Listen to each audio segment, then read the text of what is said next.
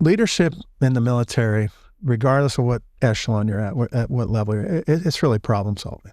Yeah. And the thing I learned, especially in some of those special mission units, is this whole multidisciplinary approach to problem solving. The way these operators think it helped me challenge my own assumptions and challenge my own thinking and realize that, it's hard to read what's on the box if you're inside the box. And so you got to kind of think outside the box and see what's out there. And so I feel like there's something about being able to solve a complex problem that just drives me. You know what I mean? Mm-hmm. It's like, when in doubt, how do you find a way? If this problem needs to be solved, how do you find a way? And you may not know the answers, but if you can pull in, folks that do and pull a creative team together and think your way through it, to me, that's what drives me.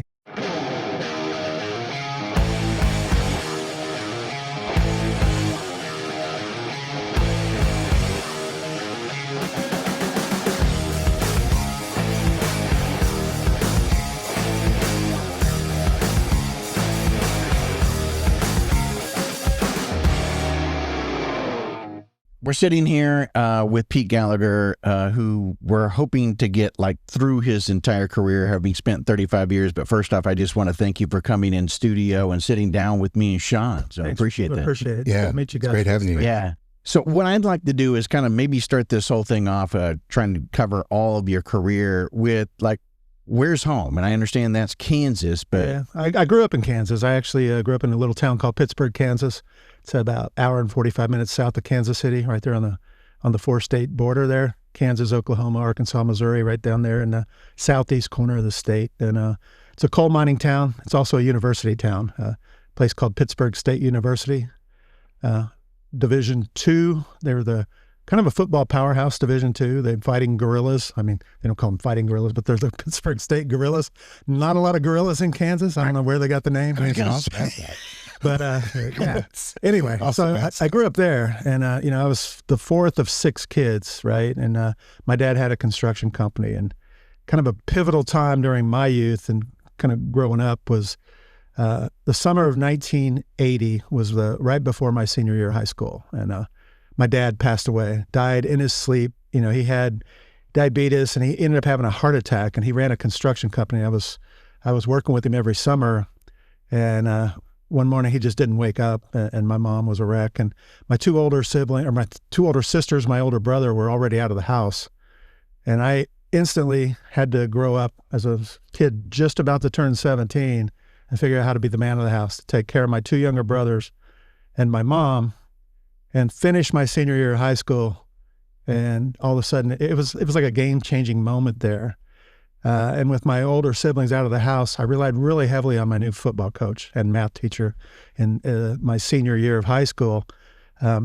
This gentleman was just salt of the earth, very foundational values, good example. And he was one of those guys. He's not only helped me navigate the grief and figure out how to become a man, but he helped me figure out what I wanted to do after high school. And I ended up walking on and trying to play football at Pitt State, but he was really convincing me that I needed to explore ROTC. He's like, hey, check it out. I mean, you'll get to rappel off Russ Hall. You'll get to shoot weapons. You'll learn a little bit about leadership. For the first couple of years, there's no commitment. And if nothing else, you build your GPA, grade point average, and get to learn a little bit about leadership. And I was like, okay, I'll try it. And so he said, hey, man, if I had it all to do over, I would have joined for at least 4 years. I'm like, okay. And that kind of sunk in. And so I'm going through my freshman year of football and managing, having a girlfriend and trying to keep up with my academics. And then second year, I decided I really want to get into this ROTC thing. So that was kind of the moment of why I'm going to join the Army. And I ended up branching Signal. I graduated I got commissioned in 85 and then graduated in 1986 and then began my active duty journey. Wow. So that was a lot to try to, at that age and everything, those events happening to you, pretty tremendous. And having somebody that took you under his wing and... Yeah, that was my first mentor for the military. He's the guy that, convinced me, hey, this might be for you. It's something I wished I had done. Yeah. Do you stay in contact with him? Or I do, yeah. Yeah. I got a text from him the other day. That's awesome. Sometimes I'll just get texts out of the blue. And then I actually went back when he retired from coaching. He's a legendary high school football coach. I mean, tremendous, multiple state championships. And when he retired, I went back for a ceremony and presented him some stuff from, a flag that we had flown. That's over amazing. Iraq. Yeah. Oh, man. Yeah. So what made you choose Signal? Yeah, interesting thing. I like I said, I didn't know what I wanted to major in. And my mentor was math and phys ed. He was a coach and he was a math. And so I kind of figured, okay, I'm pretty good at math. I may want to be a coach one day. And then as I was looking at branches, we had branch day at ROTC Advanced Camp. And I was looking at all these branches, and at the time, it was very competitive to try to get aviation, infantry, or military intelligence. For whatever reason, those were everybody wanted to go to those three. And what I wanted to do, like I said, I thought maybe I would do 4 years and call it a day. And so I wanted something technical to go with my math degree and my kind of coaching, teaching, where I could, and so Signal was like an obvious choice for me. I want to do something technical to, number one, build a resume and understand, communications, electronics, and those types of things. So I chose that out of the blue, and it was kind of one of those things that, we talked about it before the show. It's just, the foundational things: move, shoot, and communicate. It was like, okay, well, communications is important, obviously, and not everybody does it. Maybe I'll do it and see how it goes. Yeah. We were talking about that previously, and then it was one of these things where I said it's not quite as sexy, but it's extremely important, like you just said. So it's unfortunate that it just doesn't get the look that it should. And where was it that you ended up in the first assignment? Yeah, so signal officers end up getting trained at Fort Gordon, Georgia. So Yeah. kind of, it's like a 6-month course. They teach you how to be a signal officer. And then I got assigned to the 3rd Infantry Division in Germany at the time. It was during the Cold War. So this would have been 1987. I ended up going to Germany. Spent about 3 years there. You spent in Würzburg? Yeah, Würzburg, Germany. I used to go there. Rock of the Marne. Rock of the Marne, yes, right. sir. And We used to go there for McDonald's. You guys had a McDonald's. We did. It was the only place in Germany that Leighton Barracks, and but I had the privilege of actually supporting a guy at the time, Colonel Eric Shinseki. He was a colonel, 2nd Brigade Commander. He was a cab officer, armor officer, but he was kind of a legendary brigade commander in the division. And as a signal officer, trying to keep pace with him on a lot of those reforger exercise, return of forces to Germany. I mean, it was a tough one to keep up with, and you had to have your stuff together to keep pace with the Spartan Brigade and Eric Shinseki. But I learned how to be a signal officer, and it was a good assignment. It was, while we were there, I was married at that time. My first son was born before we got there. My second son was actually born in Germany. And then while we were there, the wall came down, which was kind of interesting timing. Oh, yeah. So while I was there, Just Cause happened. I'm in Germany. The wall came down, which was obviously historic. And then as we close up our tour in Germany and start heading back to the Signal Advanced course, Desert Shield kicks off. Saddam invades Kuwait.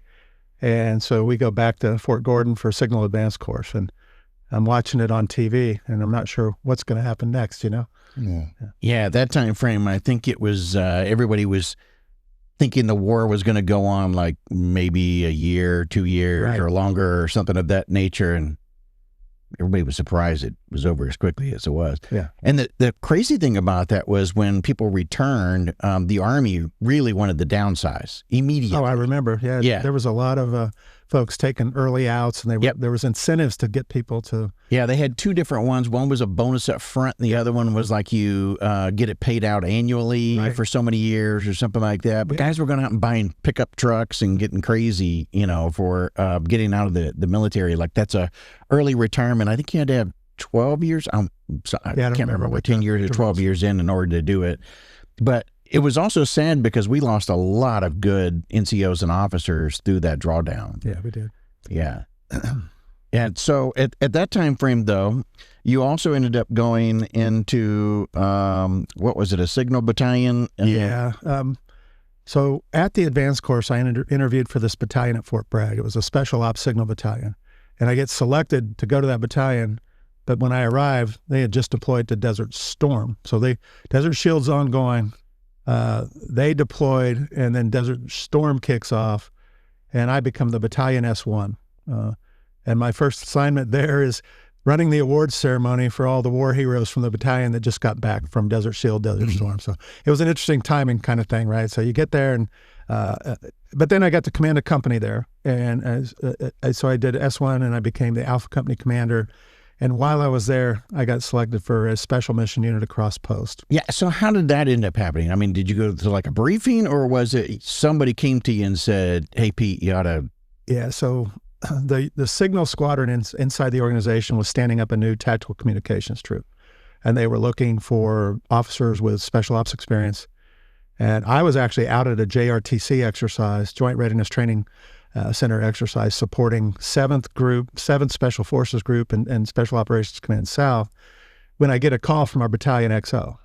And he's like, "Hey, Pete, they're looking for a officer to command a troop over in the Special Mission Unit. They've got several guys they're looking at, but I think you'd be perfect for it."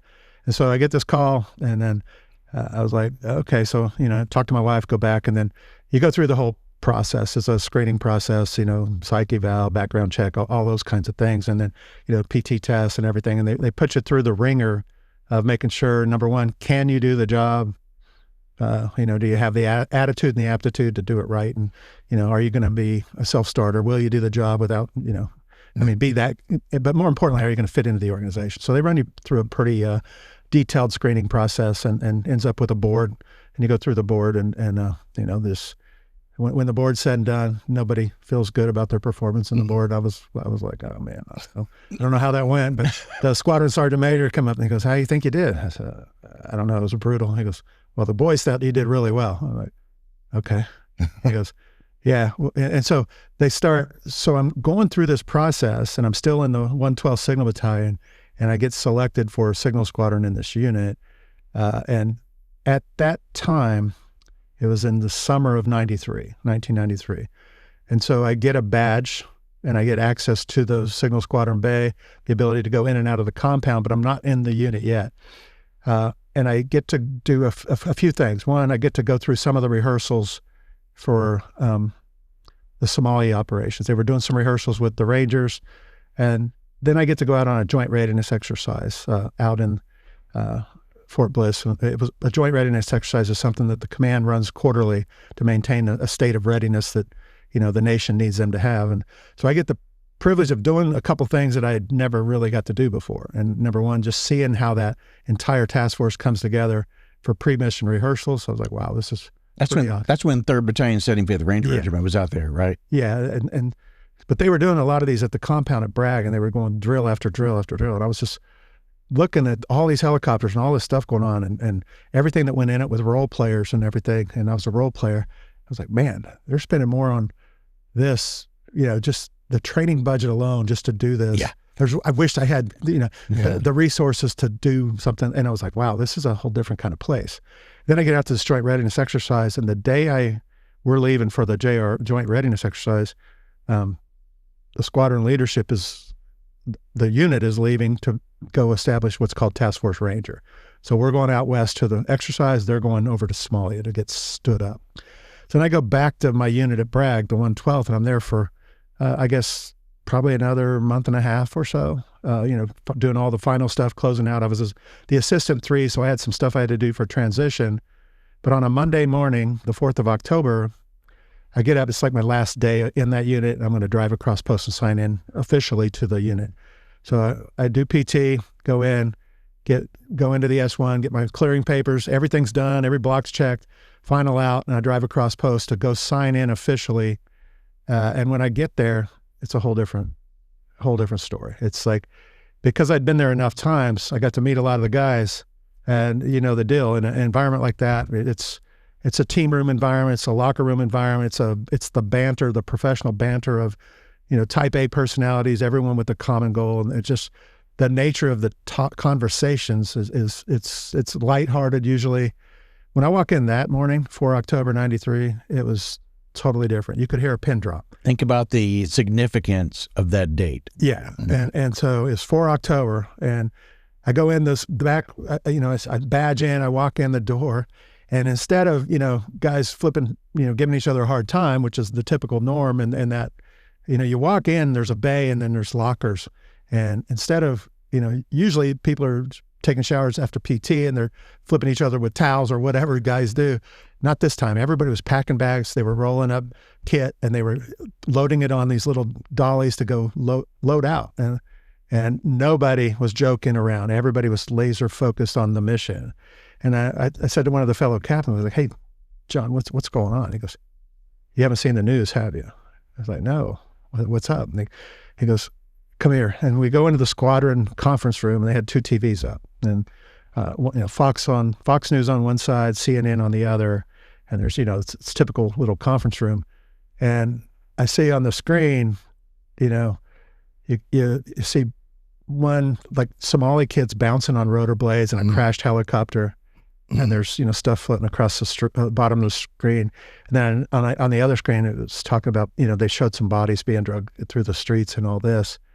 And I was like, oh my God, because it was just like, it went really bad in the last 18 hours or so. And so that is day one, my official day one in the unit. And I'm supposed to in process upstairs in the personnel service troop, and they're dealing with mass casualties because they've lost, a lot of their teammates. And so, I go in there and I remember, I'm trying to in process, but all the personnel folks they got other stuff to do. So I remember the sergeant major, she comes up to me and she's like, "Hey, sir, I'm really sorry, but," I'm like, "Hey, you guys do what you got to do. I can in process when, I'm in no rush. You guys got stuff to do." But I go back down to Signal Squadron, and the deputy commander comes out of the morning meeting, and he's like, "All right, John," the other captain I was talking to, he goes, "We're going to send another squadron over. You're going to go out with A squadron. Pete, you've been assigned to be the casualty assistance officer for a guy named Randy Shugart. We've got a meeting that you need to go to at 1300 today. You'll get your instructions, but right now, don't worry about anything else. Just focus on that duty." And so it's like I went to the meeting. He was missing in action, and then I ended up, I think you all know the story, but Randy Shugart and Gary Gordon were awarded the Medal of Honor because they saved the life of pilot Mike Durant. And it was all kind of played out in Black Hawk Down, but I didn't know any of that at the time. I just went to that meeting, and it's like, I had the sacred duty of being a casualty assistance officer for a great American warrior. And it was one of the greatest honors of my entire military career. What I want to do is just kind of elaborate on, for those that don't know, the military has in its program, they have what they call casualty notification officers and casualty assistance officers. They're not specific duties for an individual. You are assigned that duty based off of your rank, and then what they're used for is to notify family members, next of kin, of any casualty that's happened either in wartime, or even if I have like a distinguished a veteran that's passed away, and so they have the ability to go out there, and first 24 or 48 hours, the notification officer goes out with the chaplain, they notify the family, and then they do a handover to the casualty assistance officer, and then you stay for the duration of all the processes that go with that. Yeah, and that's the real role. And like I said, it's a sacred duty. And so I had the honor of Randy's widow, Stephanie, was amazing. His parents were, Herb and Lois, just his entire extended family were just great people, salt of the earth, just great Americans. And so working with them and helping them navigate the grief and the process, and it's a lot different, and there's a lot more ceremonial stuff when you're talking about a Medal of Honor winner, where they had things at the Pentagon, things at the White House. They had events to go to. They commissioned a ship in his honor, that stood up an operations, military operations, an urban terrain site, and all these different things that require logistics and the family to figure out. It became, it was a lot to do, but it was so rewarding because I felt like I could really help the family out. And to me, it was one of those things. At the time, my kids were pretty young. I would say, 2000 or 93. So I had a 4-year-old and a 6-year-old. And I remember pretty vividly the first memorial service for the actual unit when it got back was at the John F. Kennedy Chapel there at Fort Bragg. And I brought my wife and my 2 kids, and all the wounded that had just returned from Somalia were there. And there were guys with bandages on their heads, with arms in slings. One gentleman was missing, his leg, and wheelchairs. There was guys on crutches. And it was nothing like my wife or kids had ever seen anywhere in their life. And it was so sobering and so real. And what I witnessed there is the entire unit and the families all coming together to help each other. And the bond was so strong. And for me, it was one of these things where that was a life-changing moment where I knew I wanted to keep serving in the Army because of the people and what I witnessed there, just the focus on the mission and the focus on each other. And it was a brotherhood unlike anything I'd ever seen. And even, growing up playing team sports and all that kind of stuff, there was nothing I had ever witnessed quite like that. I mean, you walked into an introduction like no other, but you got a chance, like you said, to see the side that maybe typically most people don't get a chance to see and experience, of course. But that had to be a tremendous also introduction in a positive way into the unit. Oh yeah, because you understood now the role, the mission, what they do. Yeah, and I also. And it's a no-fail mission, and that's a unit that prides itself on no-fail missions. And if I had screwed that up, I wouldn't have got to continue serving in that organization. Yeah. But what I did do is establish a name for myself. I mean, people, because in that role, I mean, the very visible. The commander wants brief, the command sergeant major wants brief. They want to make sure there is no stone unturned. So I got to meet a lot of people in my first month in the unit that I probably wouldn't have met face to face, in your whole time there. Yeah, perhaps. And so, that's good and bad, right? Right. But it for me, it was absolutely amazing because I got to know people and I got to establish myself and build some credibility. And I tried to carry that in, to being a good signal officer and supporting and leading that troop and supporting those Sabre squadrons, which are the maneuver units inside that organization.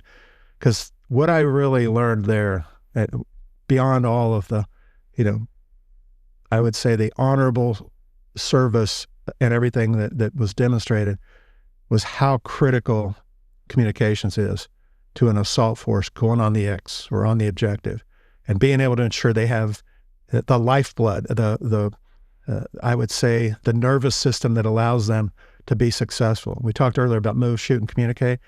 For that organization, communications it's expected. I mean, everybody's carrying at least 1, maybe 2 radios. Every individual is up on comms, and they have to be.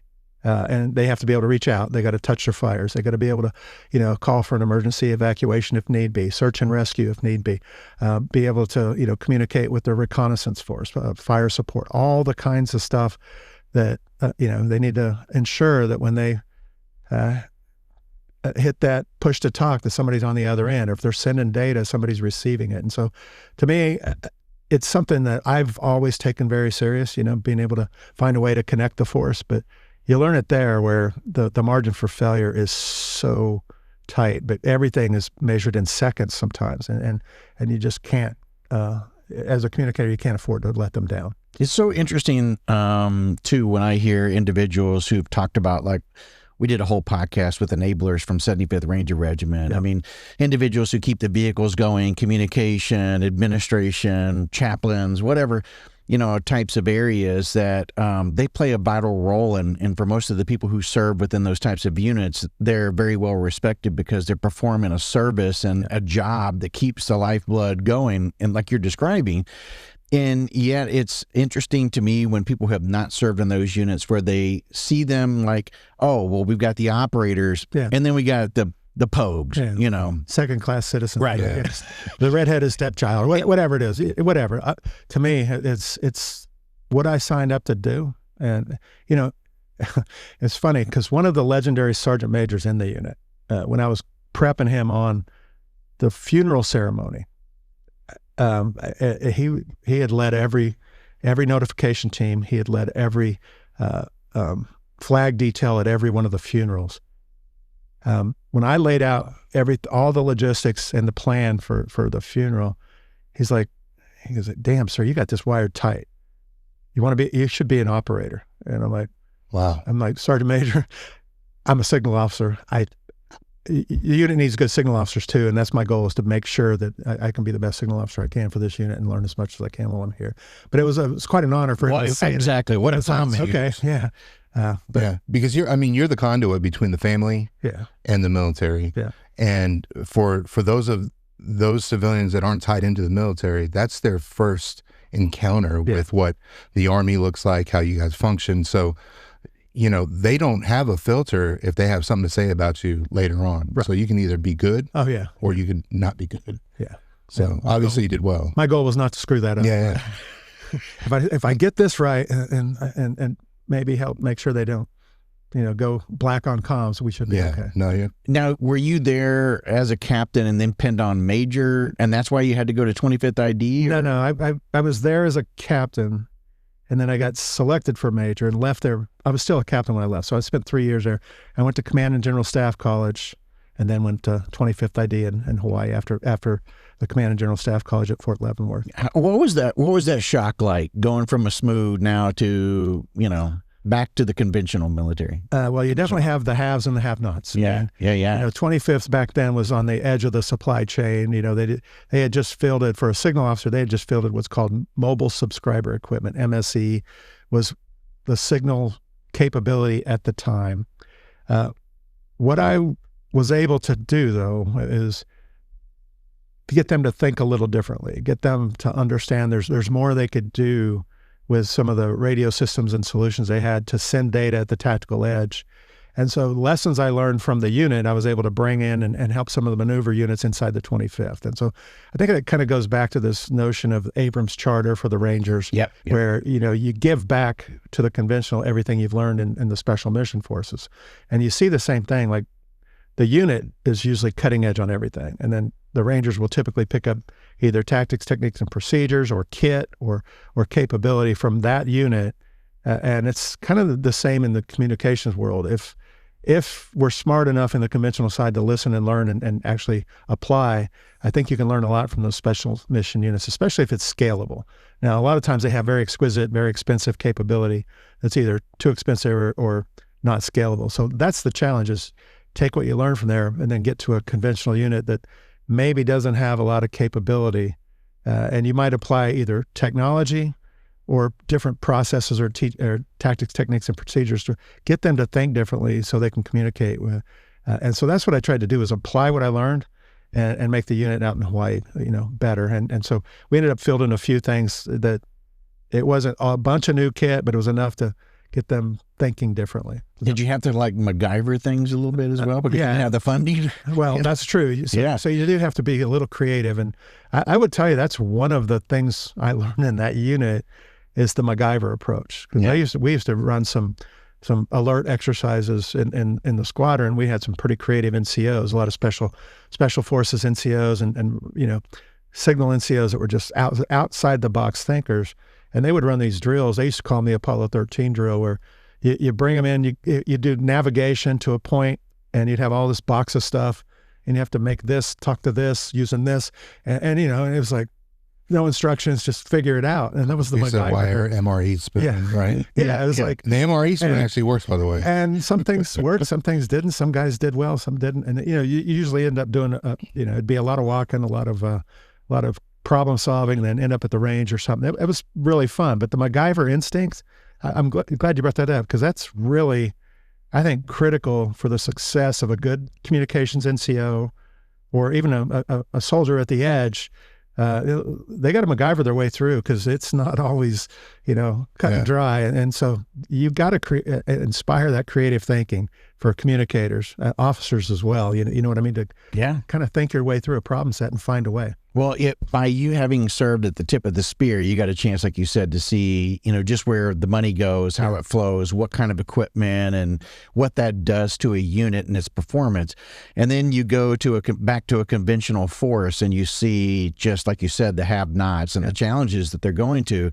But that Abrams charter piece is so critical, because the imparting of that knowledge and letting those individuals know that, listen, you may not have everything, but there are things you still can do to make the fighting force good. Yeah.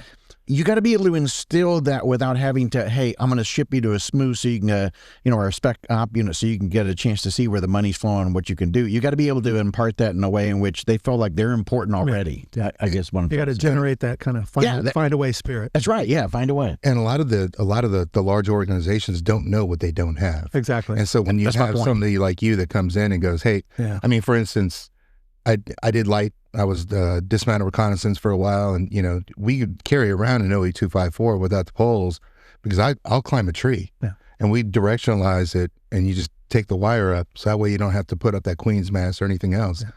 Those are the type of things that if you don't know to do that, and then somebody like you brings along. Yeah, I never ever went in there claiming I knew all the answers. Yeah. But I had a little bit of things I'd learned by watching really good NCOs solve some really wicked problems. Yeah. So it helped me ask the right questions. And I don't think innovation requires you to be in a unit like that. There are young, innovative soldiers, at the E3, E4 level that are problem solvers. You just got to give them the backing and the resources to solve the problem. Yeah. What was their reaction to seeing some of the stuff that you brought in? Well, I think it was just, one of the big examples was just being able to send data on the tactical radio networks. Yeah. Because before it was all push to talk, and the deal with push to talk radios. A lot of time it's garbled. It's hard to hear clarity of voice. And knowing that, hey, you could hook up a computer and you can actually use this little device, and now you're pushing data, and things are a lot cleaner and a lot clearer, and you don't have to waste, say again over, all the voice traffic to get a message through, and save that until you need it. And so there was just little nuances like that helped, I think, connect the brigades a little bit better than they were connected before. That's awesome. And we had talked about on this show about for the Army, I mean, the 25th ID is becoming kind of one of those circle grounds where you see individuals from 75th Ranger Regiment or 173rd, they're rotating through. So that unit is getting a lot of high speed. They are right now. In fact, they right now for the Army, they're delivering this, what's called next generation command and control. And there's two divisions right now that are being fielded this capability. One is the 4th Infantry Division at Fort Carson, Colorado, and they've been iterating over several exercises known as Ivy Sting. And then there's the 25th is doing it out there. And what they purposely chose is a heavy division in Carson and a light division out in the Indo-PACOM theater, where you have to deal with the tyranny of distance, and multiple time zones and everything else. So the 25th Infantry Division right now it's definitely on the cutting edge, and they're getting new kit, and like you said, they've got a lot of leaders that have come out of the community that have creative problem solving skills and all those kinds of things. So I would say they're not on the edge of the end of the supply chain anymore. They're actually one of the first units fielded. Yeah. And I think a lot of that's on the emphasis on Indo-Pacific right now. Yeah, most definitely. I mean, they've stood up a lot of different types of commands now with the restructuring and the whole bit. And I think we've just added, 11th Airborne and 11th Airborne up in Alaska. Yeah. And so there's a lot of communication that's going back and forth between units it's really special out there for some of the stuff that they're doing. Now, this was around 2000 or so that you got orders to leave. Yeah, I ended up going to I was out in Hawaii, and I got selected to go back to another special mission unit. This was at the JSOC headquarters, Joint Special Operations Command headquarters, and I got selected to command this thing called the Joint Communication Unit, or JCU. So on my anniversary, May 12th in 2000, I became the commander of the Joint Communications Unit, and had the honor of commanding that unit on 9/11. So we were actually on a joint readiness exercise over in Europe when the towers fell and the Pentagon got attacked, and we immediately went into, canceled the exercise and went into crisis action planning mode to respond to the 9/11 attacks. Wow. What was that like from that perspective, that set of lens? Because, I mean... Yeah, so... Yeah. Well, it's an organization that was designed and purposely designed to be on a short string. When the pagers go up, you're launching communicators out the door, no notice, and they got to be, some of them have to be on an airplane as early as, an hour and a half, and the rest have to be wheels up in 4 hours, providing, en route communications and capability to the nation's highest priority units, wheels up in 4 hours, no fail, and to anywhere in the world. And so you have very streamlined packages of communications. Everything is the drills that you drill over and over. It's like a NASCAR pit crew. They have to be fast. Everybody has to, there's no time, there's no real margin for error in that unit either. And everything is usually a quick in and quick out. And you go in, you do your operation, and you finish it up. And what happened after 9/11 is the game changed. We deployed, we were on an exercise going, training on everything that we do. And then this event happened.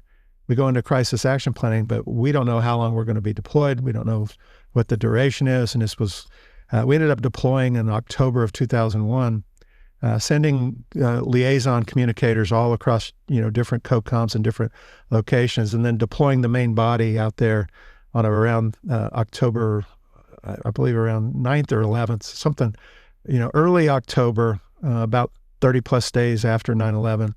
And then on 19-20 October was when we actually supported what's called Operations Rhino and Gecko, which was when the Rangers jumped in and as part of the Special Mission Unit went into an Objective Gecko. And it was really getting boots on the ground for that command as a show of force. President Bush wanted to demonstrate we were doing something about it. And one of the big things that we had to do as a unit is there was, they had onboard photographers, videotaping everything. The combat camera crews were with the units and pushing those videos back to the Pentagon and to the White House to be ready to distribute for President Bush's press conference, because he wanted the American public and the world to know that we were doing something about it. So there was this moment, and we kind of joked about after the objectives that JCU became the main effort, because if we screwed that up and didn't get the video back, but we did. And the guys, it was, again, a creative problem. So back then we didn't have the pipes, the big data pipes to push live video back. So it required some MacGyver creative thinking from the communicators to figure out how to do that and be able to do it relatively quickly. And securely. And securely, yeah, exactly. And then that kind of evolved as you're standing up, just at that point in time is when you started to see things change, where there was a demand for a lot of predator feeds and what people kind of call today kill TV, where you got the video screens and you're kind of seeing everything happen. You've got all of that in the Joint Operations Center, where you have good visibility and all that. And so as we built out the capability there, it just constantly kept evolving. And then, eventually you move from our intermediate staging base to Bagram, which became kind of the hub in Afghanistan. But in the early days, it was very desolate. There was a lot of minefields and so building out the infrastructure. And then that command rotated over for 20 plus years. I mean, it was not, a sustained rotation like that wasn't necessarily in their DNA prior to that. It became a 20-year deployment where guys were constantly rotating. Same with all the others, part of the task force. Every other unit kind of found themselves managing that kind of op tempo for over 2 decades.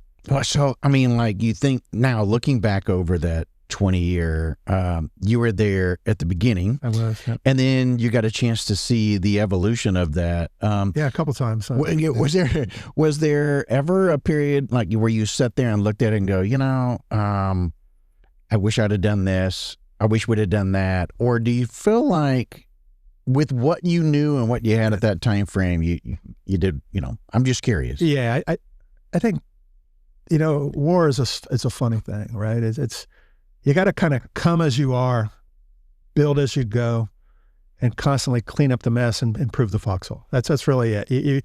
You have what you have. And like General Schoonmaker said, he used to kind of say, you got to ride the horse you draw. He was a big rodeo guy.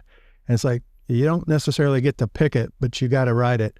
and you better hang on and ride like hell. And so the bottom line is, I think you go in knowing what you have, knowing what you know, and you got what you have, and you got to, going back to the MacGyver, you got to find creative ways to build as you go, and constantly improve the foxhole, and in many cases, what we notice over, you got to clean up the mess too, because there's a lot of vendors trying to sell their buddy the best kit, and then you stitch it all together, and if it's not interoperable, especially if it's a hardware or software solution, there can be interoperability challenges. So sometimes you spend time just cleaning up the mess, if that makes sense. No, 100%. I mean, I think that's really good to talk about because, you do have a lot of companies out here that are trying to sell special operations, especially SMU, their capabilities, whether it's kits, uniforms, whatever, the weapons, whatever the deal may be. And you're absolutely right. At that stage, at the tip of the spear, you can't have anything going wrong. Right.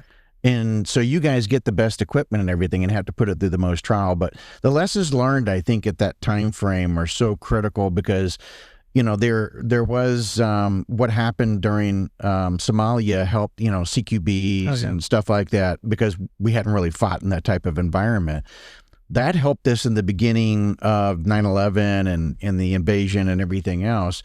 But also it just kept growing and growing and growing. So the guys that are coming in now, the people that are coming in the military now, they didn't get a chance to live that. Right. Many of them now, that's the senior NCOs, E6 and above probably, or majors and above, most likely, maybe captains that were involved in anything downrange. Yeah. And so there's going to be this period of gap of how much knowledge is passed on, how much are we going to grow from that experience and all of that I think is going to be lost. I mean, I'll tell you what, there's some young, smart officers and soldiers and NCOs though. Yeah. And although you're right, the 2+ decades of constant deployment and constantly rotating in, you pick up a lot, and you just develop instincts where things are so instinctive. Especially as you develop and you improve rotation after rotation. Some of that is lost. But I think the foundations and the bar for some of what right looks like are a little higher perhaps because of all those lessons learned. Great point. Yeah. Yep. So after that, why was it that you left and went to 112?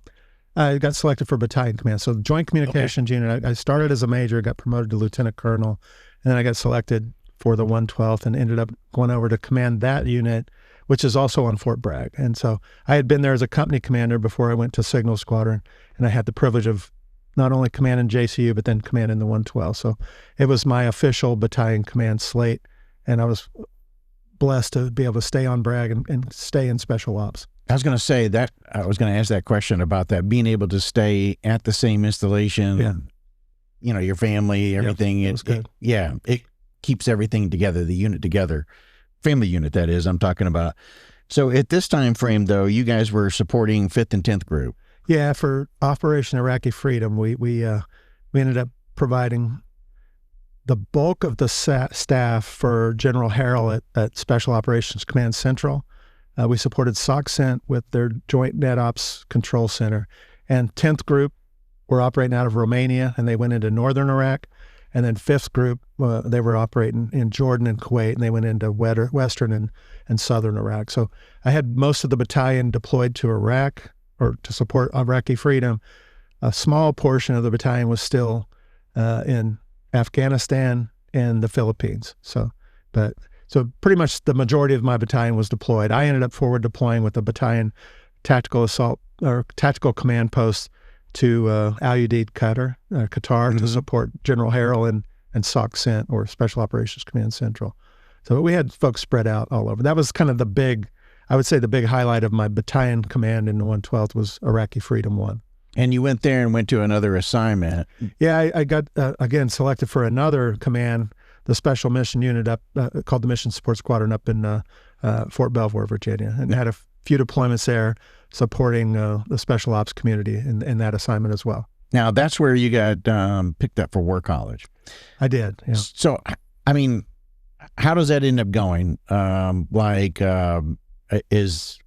Maybe explain how War College comes about and what it is. It's PME or military education, professional military education. So it's the senior service college, and there's a variety of them that you can go to. You have the Army War College. I had the privilege of going to the National War College in D.C. Some folks will do internships with like an agency or something like they have the ability to get credit at like Duke University or Georgetown or whatever. I ended up going to what's called National War College in Washington, D.C. But it's you have to, number one, you have to get selected for it, and then you attend and you get this military education level.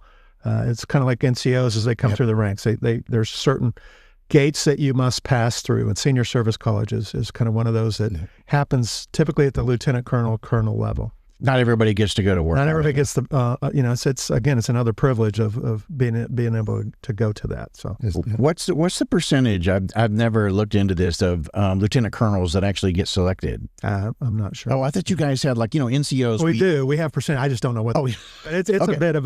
Good job, Rob. Yeah.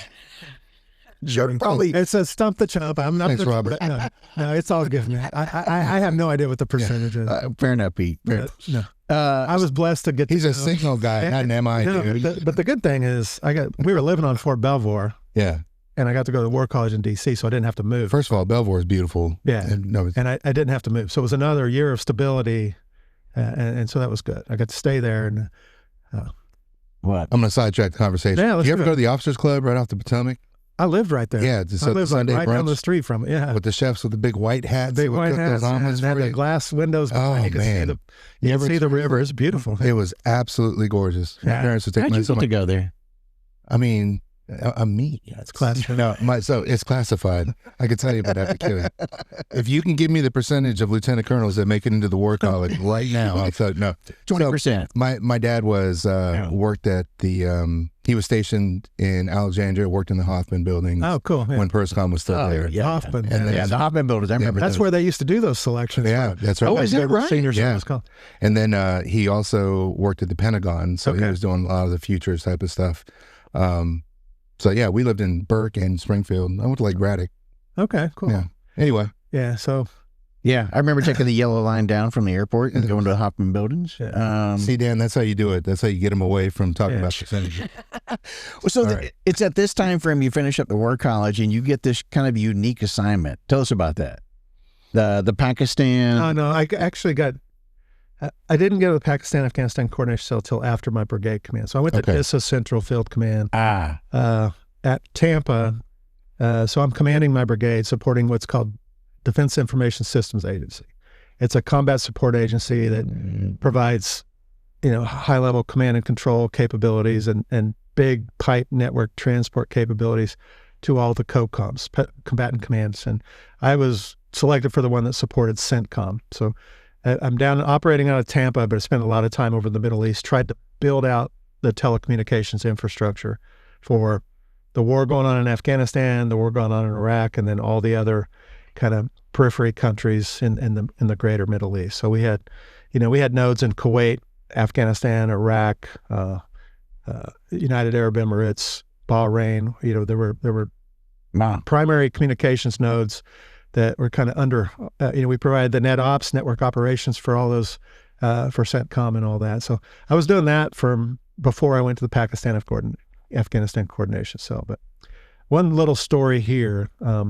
It's kind of a short story, but I want to jump on it because I think it's a pretty important lesson learned. Is while I was going to Afghanistan to build out additional capacity, we were looking at kind of 3 locations where we knew we had to up our game a little bit in comms. One was in Kabul at the ISAF headquarters and U.S. Forces Afghanistan headquarters. Another was in Bagram, which was just the big air base, big hub of everything that was, Regional Command East and all the Klingons that were operating out of Bagram. And then the other was in Kandahar, which our Regional Command South. So those were like the 3 big nodes where we were looking at beefing up capacity when I was the DISA Central Commander. And at the time, my son was deployed as part of 10th Mountain Division. And I had the honor of getting out to his site, and he was based out of FOB Airborne. Went out and got a chance to see him, meet with talk with his battalion commander and all that. And I had midnight chow with him and a bunch of his teammates.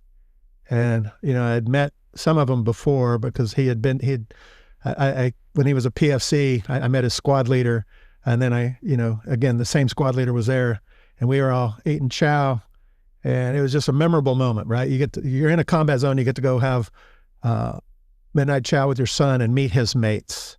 And I'm back in Tampa a couple months later, and I realized that he had actually got moved he fleeted up from team leader to squad leader. And so he had left that squad and went to another squad. But the team he left and the squad leader that he worked for were killed in an IED blast in June of 2009. And I get this call from him, and I had always told my deputy, hey, if my son ever calls, don't hesitate. I mean, I don't care who I'm talking to. I don't care what I'm doing. Let me, I'll take the call. So I get this call, and it was one of those moments where I could tell something was wrong, and he was dealing with grief.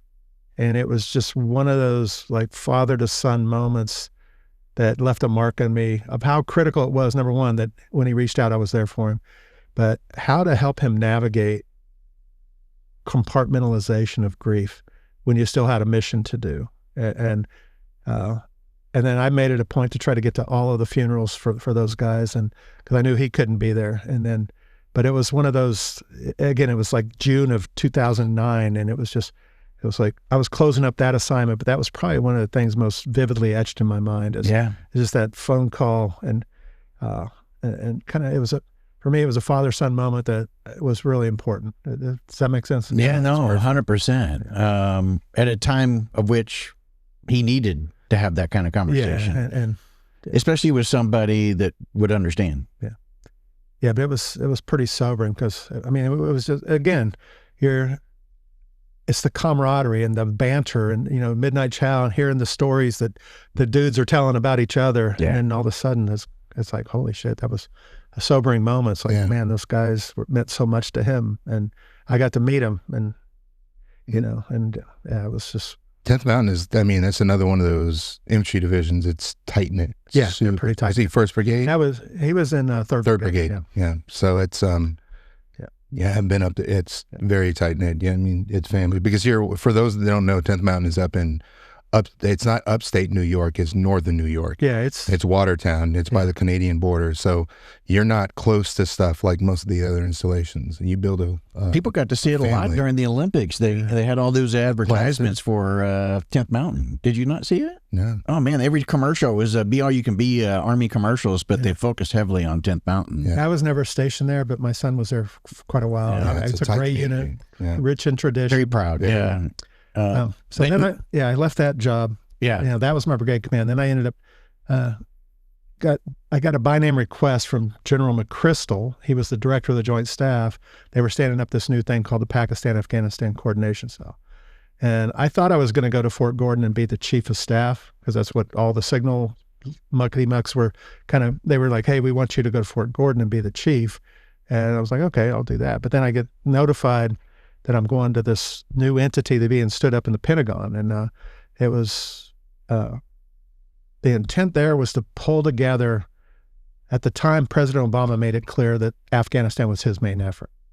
And General McKiernan was going to be replaced by General McChrystal. And General McChrystal took a portion, while he was the director of the Joint Staff, he took a portion of the Joint Staff facilities in the Pentagon and created this thing called the Pakistan-Afghanistan Coordination Cell. It was being led by Brigadier General Scott Miller, who later commanded in Afghanistan multiple times, but ended up being the final 4-star to command there. But he stood up a group of a bunch of hand-picked folks, and myself and another 06 from the Navy. He was a Navy SEAL. We got brought in to be the deputy and the chief of staff. So I got to be Miller's deputy and stand up this kind of a startup entity in the Pentagon to focus the Office of the Secretary of Defense, all the services, the interagency, the National Security Council, everybody in the DC orbit, get them a little bit tighter focused on the main effort. And so it was pretty rewarding, but it was long hours, late nights, weekends. It was probably in terms of the grind of my 35-year career, that job and that 1 year I spent in that job was the most hours spent of blood, sweat, and tears. Just no way. Oh yeah, believe it or not, it was late nights every night. I mean, like sometimes 9:30 at night, getting calls on weekends to go prepare stuff for either the Secretary of Defense or the Chairman of the Joint Chiefs of Staff because they had a meeting over at the White House or whatever. It was a grind. It was all staff products. Yeah. But it was a churn, man. That was probably with the dream team too. Yeah, there were some superstars. General Miller was. Yeah, there were some superstars on that staff. Yeah, but it was rewarding. It was important. But it was probably, I mean, it was like, yeah, it was late nights and weekends. Yeah. I was so ready to deploy after I got to deploy. I was going to be McChrystal's J6 out of that job. And I was so ready to finish up in the Pentagon and get down range. I couldn't wait to get to Afghanistan, to Kabul, to be the J6. And then as we're getting closer to me deploying, there was a Rolling Stone article that, and General McChrystal ended up resigning. And so I ended up becoming General Petraeus. Petraeus replaced McChrystal, and I go to Afghanistan to be the ISAF, International Security Assistance Force, J6, which is like the senior communicator for the NATO headquarters that is ISAF, that was the 4-star commander's headquarters. And so I spent a year doing that, and that was a good year as well. Yeah, I mean, Petraeus, everybody knows. McChrystal, they do as well. Yeah, not just two of the greatest warfighting leaders. I mean, anybody would have the privilege of serving for. It was amazing. Yeah, I mean, great leader to be able to serve. What year was that again? Yeah, that was 2010 to 11. All right. Yeah, so I had Petraeus most of it, and then John Allen came in the last couple months of I spent 13 months over there as the J6, and so you left there and you went to Huachuca? No, I came back to the Pentagon to be the XO for the Army G6 for a year. Okay. And then I went out to Huachuca, and I went to Huachuca. That's when I got selected for 1-star, and I became the deputy commander, and then eventually the acting commander of NETCOM, which is the Army's Network Enterprise Technology Command. They abbreviate it NETCOM, but it's, think, enterprise IT, or for all the post camps and stations in the Army. Yeah. And I did that for a couple years, and then I ended up going to Central Command. I got to go back to Tampa and be the J6 for General Lloyd Austin, and then eventually General Joe Votel at Central Command. You got to work for all of the good ones. I did. I got to work for a lot of great leaders, man. And you're a product of your environment. You know what I mean? And so, but when I get to, it was, let's see, June. I actually moved in May, had surgery in May, but my first official day on the job as the new J6 for CENTCOM was the day ISIS went rolling into Mosul, and you saw the black and white flags all over, and they were tearing their way through Iraq. The embassy was going through a state of crisis, and we're trying to figure out, okay, how do we respond to this ISIS threat? And we immediately, again, another opportunity where we immediately went into crisis action planning and pulling together this coalition that eventually became Inherent Resolve. But General Austin was leading. I remember, being up on the secure VTCs with the embassy, with the task force. There were guys from the unit at Bragg that were, in northern Iraq working some stuff, and just pulling everybody together and then figuring out, because a lot of the coalition were on board with us, and it's just figuring out how to connect them all. Yeah. And then reestablish some of because by then Iraq, we had shut down a lot of the comms after Operation New Dawn. So rebuilding the communications infrastructure that eventually went back in there. It was an interesting time. It was again another one of those pivotal moments working for a couple great leaders. What I find interesting is, I mean, we just kind of smoothed through your career. I remember you talking about trying to find that communications infrastructure to send video back to the president. Oh, by then video was here we are, every video day. teleconferencing, and not only is it green, it's red, it's right. So, I mean, just the capability increase in that short of time. Well, we're not even fully done. Like, there's something I was picking up on, Pete, that I got to hit you up with, and that's if I ever saw you walk into the door as a commander, I'd be wondering what the hell's going in the news. Yeah, because every time you showed up, there was something that was happening. Yeah, it was like Forrest Gump, I think. Right. It's like, okay, there I was. So it was around this time frame that also, I guess, you started going into. You got your 1-star, but then that's when you went to the Pentagon, or back to the Pentagon, or so I'm at CENTCOM. Like I said, started out with Lloyd Austin, finished up with General Votel, and so in late August of 2016, I go back to the Pentagon. I thought I was going to go. I had just gotten selected for 2-star and promoted that summer, and thought I was going to go into command, but I get told I'm going back to the Pentagon to be in the Army G6. And so I go back there, and one of the big priorities at the time that General Milley had was standing up these security force assistance brigades. And I know, Sean, you're very familiar with that. Yeah. And before we get into the whole SFAB thing and starting up, I'm very curious, what did you think about it when you heard the brief and of what he was wanting to do and accomplish? Well, he actually used to run these joint events for all the joint officers, and I was a joint officer serving at CENTCOM, and he came down to Tampa, and I remember hearing the TRADOC commander talk about multi-domain operations and the impacts that the years of dismantling our BCTs, Brigade Combat Teams, to do advise and assist missions, the impact it's had on combat readiness, and the focus that the Army needed to have on keeping the maneuver forces ready to operate in large-scale combat operations, and that some of the leadership and warfighting skills were atrophying because of they were splitting up these units and sending, and keeping leaders, and then sending these.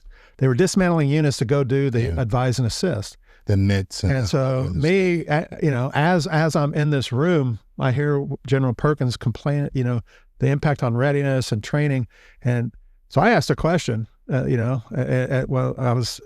General Milley, I said, if right now going through this counter ISIS fight, advise and assist, I mean, it's like by, with, and through, we're trying to build capacity, build partner capacity is a thing.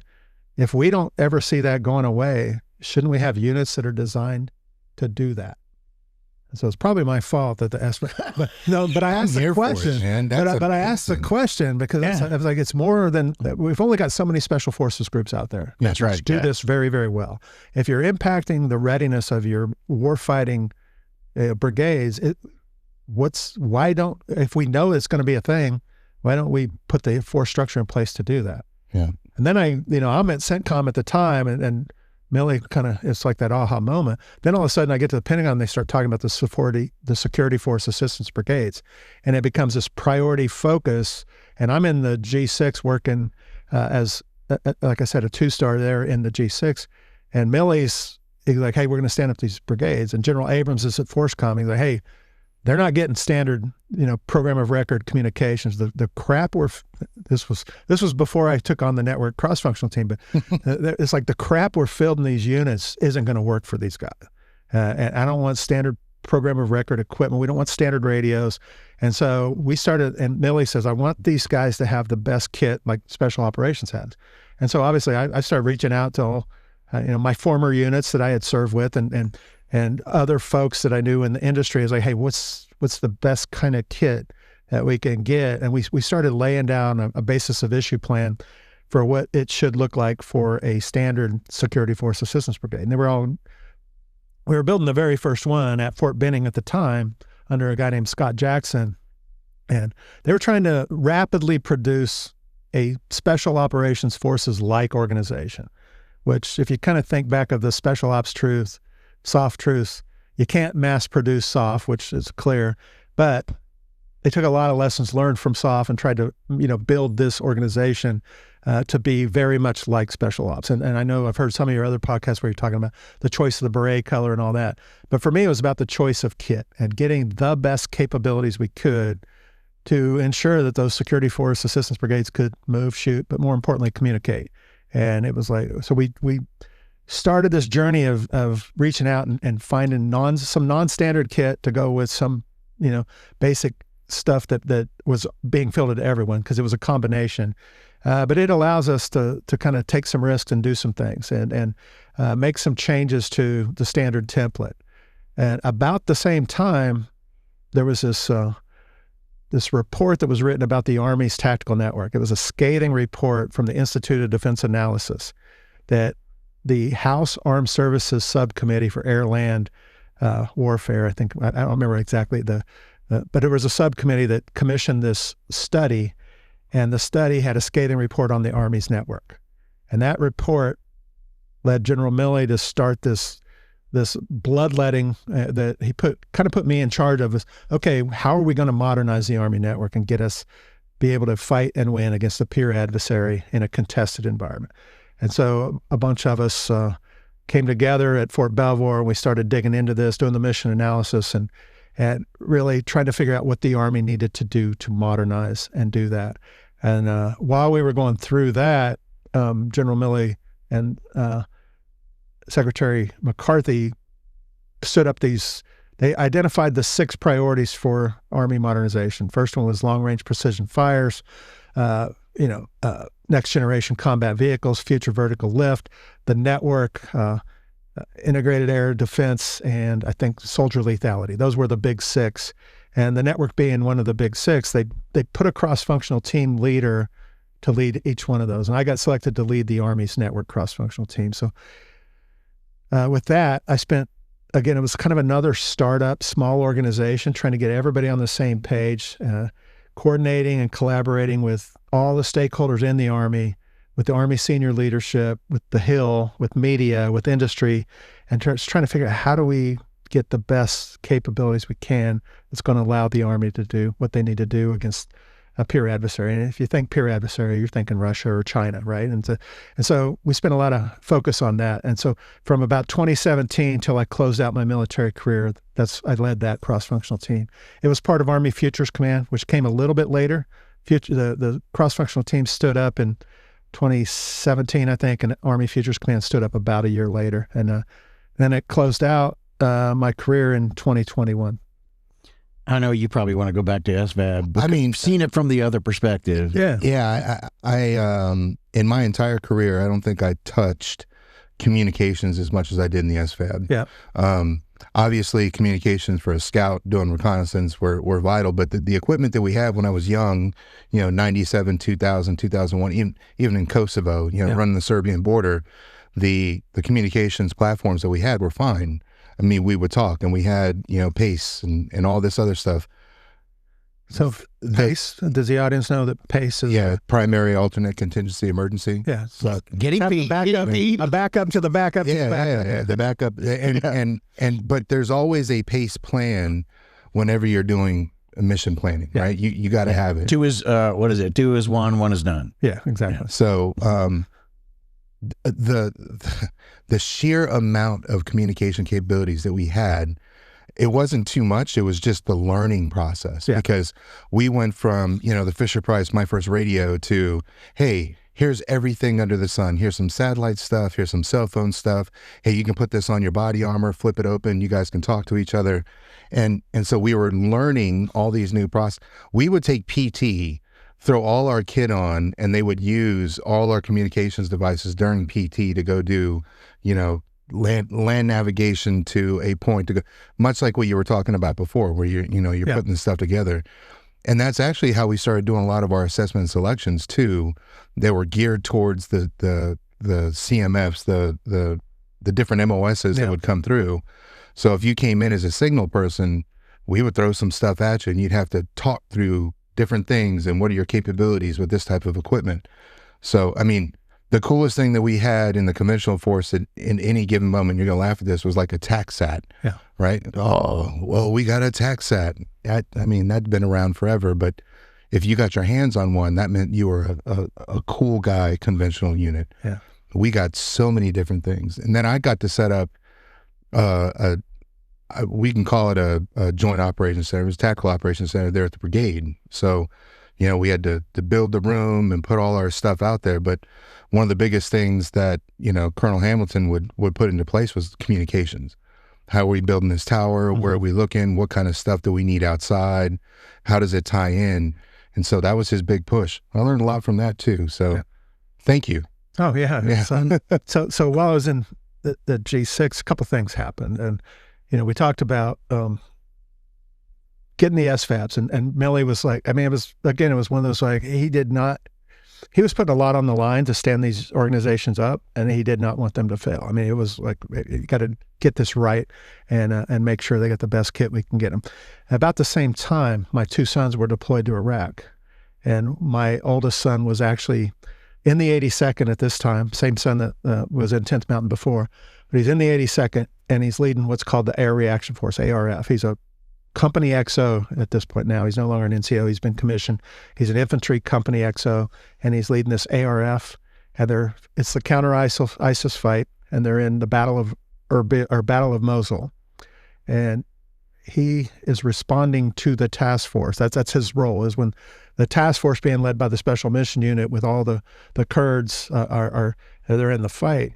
The Air Reaction Force from 82nd flies in for reinforcement. And so they'd done rehearsals and stuff like this. And I'm in the Pentagon, again, same position I was in before I stood up CFT, but it was right after we were kind of figuring out this deal with the SFABs. About the same time, I get a call from my son, and he's like, "Dad, why is Army comms so jacked up?" And I'm like, "I don't know what's going on." He goes, "We got our Net Warrior devices, and we got, we have these ATAC, the Android Tactical Assault Kit on our Net Warrior devices. I'm flying into the fight. You got the task force operating on, they've got ATAC, but my personnel locating information, their personal, mine's at secret, no foreign, and theirs is, secure but unclassified. And they're sharing all the data with all this coalition folks. And you've got a conventional Army unit that can't come in." And he goes, "I'm flying in blind." I'm like, okay, I don't know why but we're going to find out. And so we pull together a VTC, we get Force Com, we get the unit back at Bragg, we get the forward task force, and my son is sitting in their headquarters in Erbil, and we pull this VTC together. It's like, okay, what happened? What's the issue? And so we realized at the time it was kind of stupid actually for the Army to force at the company and below level a secret no foreign solution on a very, I would say, lousy waveform radio that they were using. It was called the soldier waveform, or SRW, soldier rifle. Yeah. Whatever that waveform was, I can't. So soldier radio waveform. But the bottom line is it didn't scale and it wasn't effective, and they were operating and they weren't training on it because it was considered a classified device. And so it was a skills and it was a technical capability issue. And the way the task force was using it is they were using mesh radios that were operating at secure but unclassified. So they had encryption, but they could share the data with mission partners, or they could operate through existing Wi-Fi, or they could operate through cellular. And so they had a lot more flexibility. And because it was secure but unclassified, they could share the data with mission partners. And so it was like, well, this is a fatal flaw. And so, and the good thing is Millie had just come back from a visit to theater, and he had seen what the task force was doing. And so I was able to pull in the PEO soldier team that was leading the Net Warrior into the building, and we had a major and a lieutenant colonel that were talking through the art of the possible if we made a decision at the highest level to quit making this secret no foreign and actually make a risk decision to make it secure but unclassified, the impact it would have on connectivity. And by the same, Millie had just come back from theater, and he saw what the task force was doing. He goes, well, if they're the most secret, most elite special task force in the Army and they can operate at this classification level, why can't a regular? I said, sir, we can. We just need. All right, well, let's just do it. And so, so the decision was made, and that, believe it or not, that was game changing. It was just, it ended up allowing us to. It became kind of foundational for the tactical network. We ended up calling it the Integrated Tactical Network, but we started doing a lot more experimentation with a battalion out of the 82nd, working on the TTPs, identifying what radios, which kit, what capabilities, what waveforms, how we were going to work it back from the edge back to the command post up to the higher echelons. And that became kind of the nucleus for how we were going to modernize the network.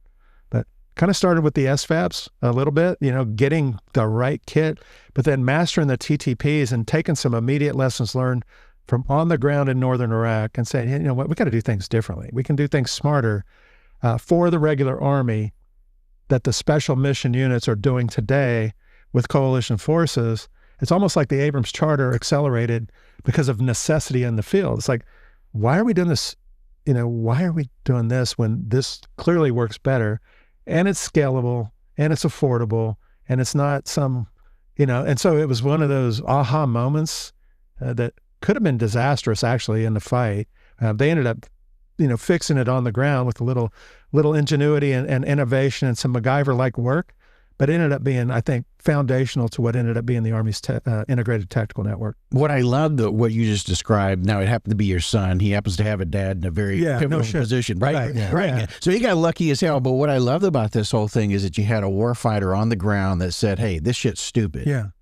And somebody listened. Now, it just happened to be because of the family connection, but that needs to occur a hell of a lot more. Yeah, it can't be a luck. Hey, it can't be who's your daddy kind of thing. It's got to be who, okay. But, whether it was him or somebody else, I mean, okay, well, hell, let's get to the bottom of it. And it's like, which is crazy. And if anybody knows how long the Army procurement pipeline, how long that usually takes, the fact that we're actually have the capability to go, okay, let's screw that. We need to truncate this a little bit. Let's exercise some what do they call that? Disciplined initiative and just kind of get this thing moving now. Mm-hmm. Yeah. After 35 years in the Army, what was it like to walk out the door? It's funny. People say you'll know when it's time. I mean, it was time. I knew when it was time. It was 35 years. I'd been doing the last job for almost 4 years, and I had been in grade. I'd been 5 years in grade. So I knew that the way that the things were laid out, that was going to be my last assignment, and it was coming up on 5 years in grade, and it was time for me to get out of the way and allow other folks to have an opportunity to move up. And so there's probably not a better job that I could have had to leave if I'm going to pivot out of the Army than the job I was in, leading the network cross-functional team, the modernization efforts, the relationships I established with the acquisition community and with the industry. I probably couldn't have been in a better position to say, okay, now's the time, right? And it was I wasn't getting any younger, and I was, my kids used to jokingly say, hey, Dad, we've got this now. We've got the family business. You can move out and draw fire. We've got this. And I felt pretty confident that we were on a good plan to get the Army modernized, and I knew it was time. And so it was during COVID too. So COVID hit in 20. And it was 2021, kind of when I dropped my papers in 20, ended up retiring in 21. And it was just a weird time. Well, yeah. And for me, it was the right time, Well, so thinking of that time period, that could have been good or bad, right? Because you're making a transition at a time frame where it could have been very depressing as well, because you're not hitting the ground necessarily, or you are, but you're hitting during a very awkward time. It was a little awkward. I mean, all of my, when you transition out, I guess what I would say to anybody that's making a transition, regardless where you're getting out as, after 5 years or after 35 years, use your network and find mentors that can help you make the transition. And it doesn't matter what grade you are. I had a lot of folks that I either worked for, that worked for me, that I'd met in industry, that I reached out to an entire network of folks and set up these team calls or Zoom calls or phone calls just to, canvass the network and try to capture as many lessons I could learn about transition and what it's going to be like to pivot to industry. So I didn't go in completely cold. That's smart. And I was looking at, there were so many things I could have done. I didn't know what I wanted to do. And one of the guys that was one of my former bosses he said, he was going through the same thing. And he said he was had this big matrix of Excel spreadsheet of all these different criteria and things he was looking at. And he said his wife just kind of simplified it for him. He said, hey, look, there's only 3 criteria that matter. You want to have fun, or you want to do good. You want a role that you can do good. You want to have fun. You want to be with like-minded people, and you want to make some money. You want to build a nest egg for your kids and grandkids. So it's as simple as that. And if you start looking at different things, if you're not going to do good and you don't feel good about the role, or you're not going to have fun because you feel like you're working with people that aren't worth working, fun to be around, and maybe it's not worth the money. You know what I mean? Yeah. And so I was like, okay, that makes sense. And so we had decided we were going to plant the flag in North Carolina, and that's where we ended up living. And so a lot of different advice from a lot of different leaders that kind of helped me realize, okay, how do I find that role that will fit? What I want to do in terms of the ability to learn and contribute. And I want to be around mission-focused, like-minded people that feel like they're bringing solutions and expertise and technology back to the force and and be able to again plan ahead for when it's all said and done. A retirement, a real retirement, and leaving something for my kids and grandkids. So that's why I chose the company I chose. The first thing that you said, I think, is just huge, which is learn. Yeah. That is the very first thing that he said. And I think that is something that senior leaders have a hard time transitioning to, understanding that you're not the and you're not the subject matter expert anymore. And that you have to put away your pride a little bit, pull out your humility, and be prepared to learn. So that's awesome. You got to leave your ego and your rank at the door. Man. When you come in, I mean, and with the company, so, 35 years as a Signal Corps officer, I mean, a lot of domain experience, a lot of technical experience. Obviously, I've developed over the years some leadership experience, but I wanted to come to an organization where I could learn more than just, I didn't just want to go be an S6 for some corporate. I didn't want to go be the signal guy for a corporate company. I wanted to go to a company and be able to learn things that I wasn't doing. And in this company, I learned things, from space to cyber to, electronic warfare, integration of intelligence, surveillance, reconnaissance, and counter UAS, the ability to counter drones. So the company has got high-end, technical chops supporting the intelligence community and the special mission units, and taking that and be able to apply it to the broader Department of Defense or Department of War now, and the services is kind of like, okay, I can learn and maybe contribute to a mission that might help my sons do their job better. And that's kind of where my head was at on why I didn't want to just go in and do what I'd always been doing. Does that make sense? Yeah, it does. I mean, what's cool about this is that throughout your career, I heard this same kind of theme where you were taking the knowledge or what's broke and trying to find ways to fix it, whatever unit that you were in, and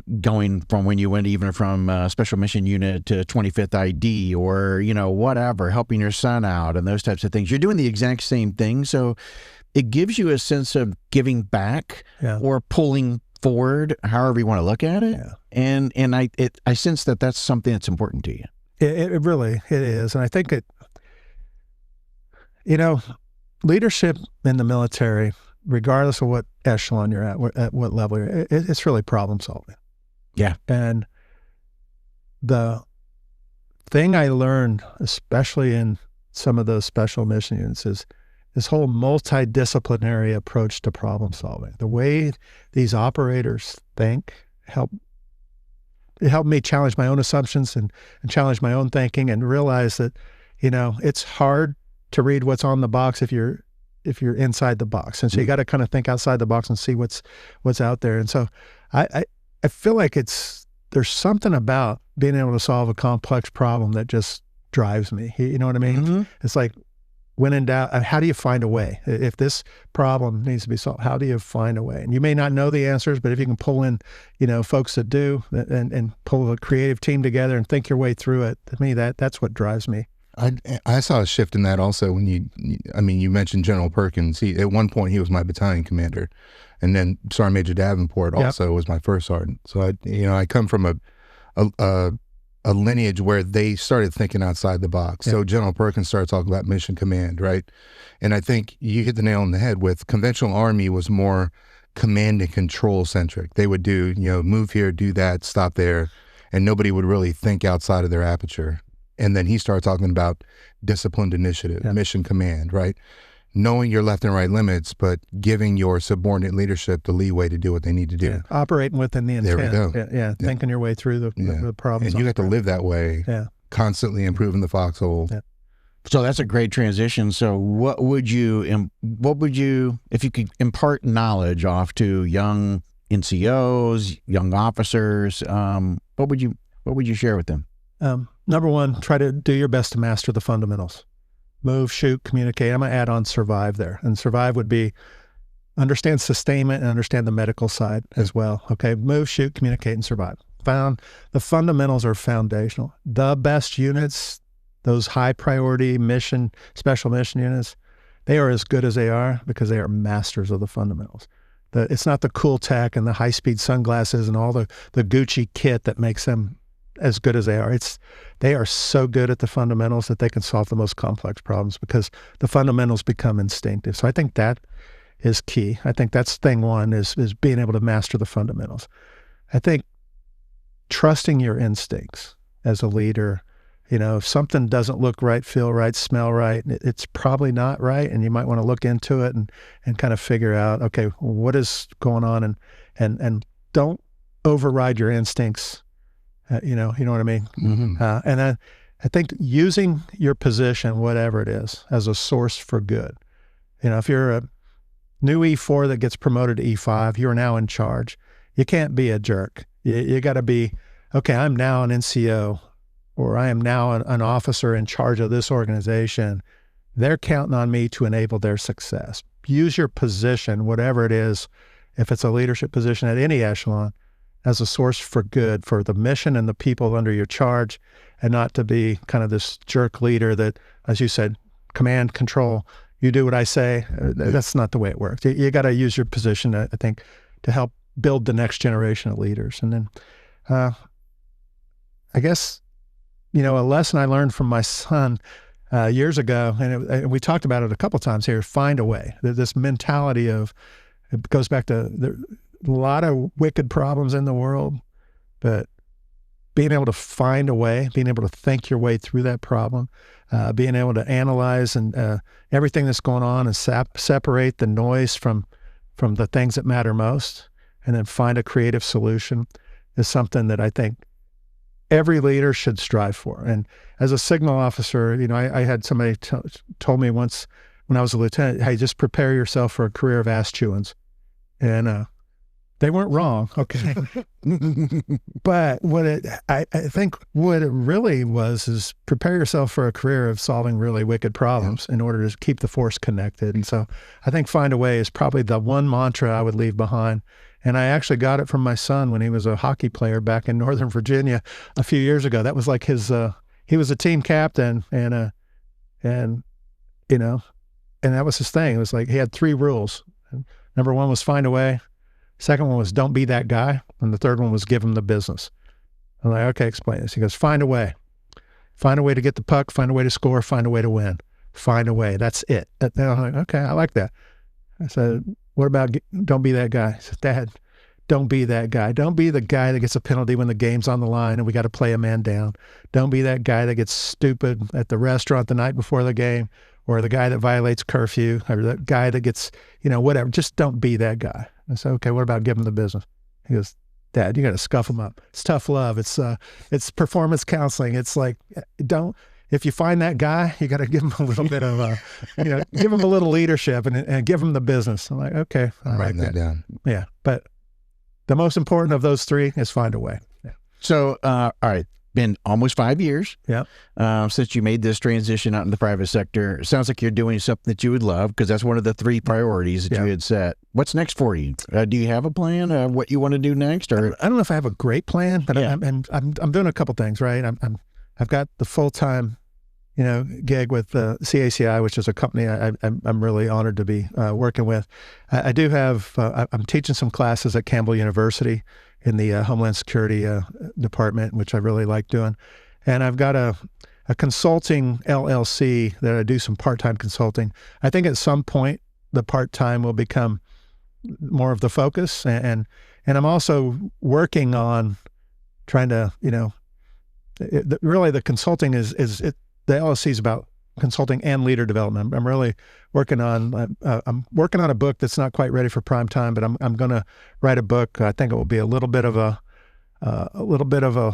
journey of what lessons I've learned along the way, but hopefully something I can leave for my kids and grandkids that it's like, okay, yeah, there's some, things that Grandpa learned along the way that might be useful as we navigate life. So I'm working on that. So I guess my goal is to, at some point, work less, but keep working, keep learning, keep totally get learning that. And leading. Yeah. I think you got the title for the book already. Yes. Maybe. Find a way. Find a way, or I think give them the business. Yes, one of the 2. It might be, but I might have to get all the rewards to point back to my son on that one, but that's okay. Pete, appreciate you. Hey, I appreciate it, man. It was fun. Wonderful. Yeah, you guys, thanks for having me. Yeah, it's been a pleasure.